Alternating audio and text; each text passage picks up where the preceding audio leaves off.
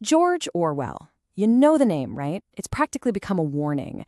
But think about it. How did a guy writing way back in the early 20th century manage to nail the anxieties we're all feeling right now? It's pretty wild.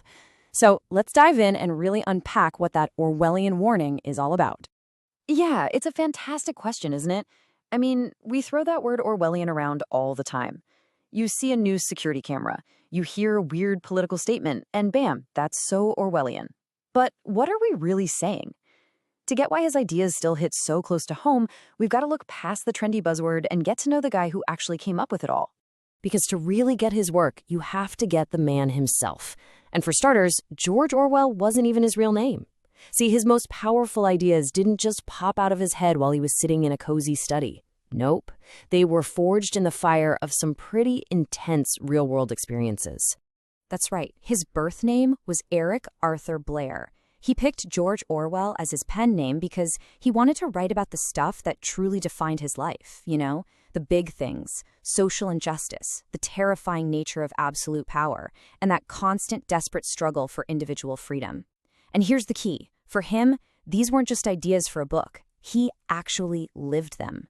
And you can totally trace that journey through his writing. I mean, look at this. He started out as a colonial police officer in Burma, which he completely tore apart in Burmese days. Then he went deep into the grim world of English miners for the road to Wigan Pier.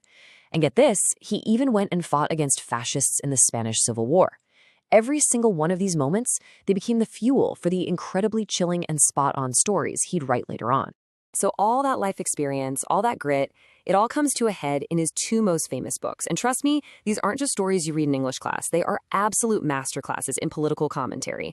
They're designed as these huge flashing warning signs about a very, very specific kind of danger. And that danger, that threat, is totalitarianism. This was the big one. This is the idea Orwell spent his entire life fighting. And it's so much more than just a strict government. We're talking about a system that demands complete, total control over everything, including, and this is the scary part, what you're even allowed to believe is true. What made Orwell so brilliant was how he could take this huge, complicated idea and make it something everyone could understand. Take Animal Farm. He uses a simple story about farm animals rebelling to show, in this absolutely devastating way, how even the best revolutions can get corrupted from the inside. It's this classic tale that starts with a beautiful dream of equality, and, well, it ends in a total nightmare. And this right here is a perfect example of how it happens. Just look at how the rules of the revolution get twisted. It's so subtle. A simple, clear rule, no animal shall kill any other animal, suddenly gets two little words added, without cause. Boom. Everything changes. The beautiful idea that all animals are equal gets warped into this sick justification for a new ruling class. It's just a masterclass in how propaganda works, not by shouting, but by quietly corrupting the words we believe in. Okay, so fast forward 4 years, and he drops his absolute masterpiece, the chilling 1984. Now, the farm animals are gone. Instead, we get this terrifyingly direct vision of a full-blown totalitarian state. You have the party, led by the always-watching Big Brother, and they control people not just with brute force, but by literally rewriting reality from moment to moment. In this quote from the book, it's the whole game right there. It's the party's entire playbook in one sentence. Who controls the past controls the future. Who controls the present controls the past. Think about that. If you can change what happened yesterday to fit your story today, you own what people will believe tomorrow. Suddenly, there's no such thing as objective truth anymore. There's only the party's truth, and that can change whenever they want it to. So this obsession with controlling reality, with bending the past, it brings us to one of Orwell's most important ideas. For him, you couldn't separate politics from language. The fight against tyranny was also a fight for clear, simple, honest words. He laid this all out in his amazing essay, Politics and the English Language, and his argument is so powerful. He says that when powerful people use confusing jargon, tired cliches, and just vague language, they're not just being bad writers. No way.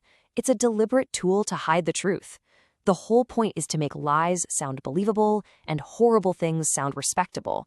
It's about, as he put it, giving an appearance of solidity to pure wind. And then he takes this idea to its absolute nightmare conclusion in 1984 with Newspeak. It's pretty simple, right? On one side, you've got language as we know it, a tool to express ideas, to expand our minds. But on the other side is newspeak, a language that is literally being designed to shrink the range of thought. The goal is to make it impossible to even form a rebellious idea, because the words for it just don't exist anymore. And the end goal of all this mental gymnastics is something Orwell called doublethink. Just try to wrap your head around this. It's the ability to hold two totally contradictory beliefs in your mind at the exact same time and accept both of them. It's truly believing that war is peace, that freedom is slavery. It's the final step, the complete surrender of your own mind to the state. So let's circle all the way back to that first question we asked. Why on earth does a writer who died way back in 1950 still feel so now? Well, the answer is pretty simple, actually. He gave us the words. He gave us the vocabulary to describe the world we're living in today. I mean, just look at this list. Big Brother. It's our go-to word for surveillance. Thought crime. Doublethink. Newspeak. These aren't just terms from some old book anymore, are they? They are vital, essential tools we use to talk about politics and society right now. See, Orwell didn't just write a story. He basically created a diagnostic kit for spotting tyranny. And that is exactly why he still feels so incredibly current. Think about it. Every single conversation we have about online privacy, about fake news and misinformation, about where we draw the line between security and our own freedom, Orwell framed that entire debate for us decades and decades ago. His work doesn't just resonate. It honestly feels like it could have been written last week.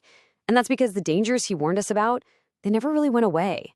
So look, if there is just one thing, one single idea you take away from all of Orwell's work, let it be this. Freedom is not a given. It is incredibly fragile. Truth is precious. And if we want to protect them, it takes work. It takes constant, active, heads-up vigilance from all of us. And that leaves us with one final, kind of chilling thought to chew on. Orwell looked at the technology and the politics of his day to imagine his dystopian future. So, what if he were alive right now? If he were looking at our world, with its social media, its artificial intelligence, its instant global connection, what do you think he'd be warning us about now? What new dangers would he be shouting about from the rooftops?